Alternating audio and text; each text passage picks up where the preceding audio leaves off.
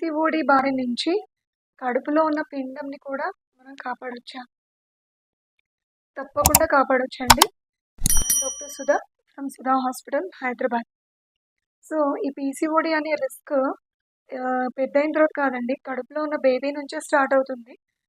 So, pregnant ladies ఇలా confirm అయింది అనంగానే ఎన్నో సెలబ్రేషన్స్ చేసుకోవడం, వాటిలో స్వీట్స్ తినడం, జంక్ ఫుడ్స్ తినడం, తర్వాత ఫ్యామిలీలో కూడా అందరూ ఇద్దరికి సరిపడా తిను అని ఫుడ్ ఇంటేక్‌ని బాగా పెంచేయడం అండ్ స్వీట్స్ అవి తినడం అండ్ జంక్ ఫుడ్స్ ఇవన్నీ ఎక్కువవ్వడం వల్ల ఈ ఇన్‌ఫ్లమేషన్ అనే ఎన్విరాన్మెంట్ బేబీ కూడా ఆ ఎన్విరాన్మెంట్‌లో పెరగడం అండ్ పుట్టిన బేబీ 4 కిలోలుంటే అందరూ హ్యాపీగా సెలబ్రేట్ చేసుకోవడం.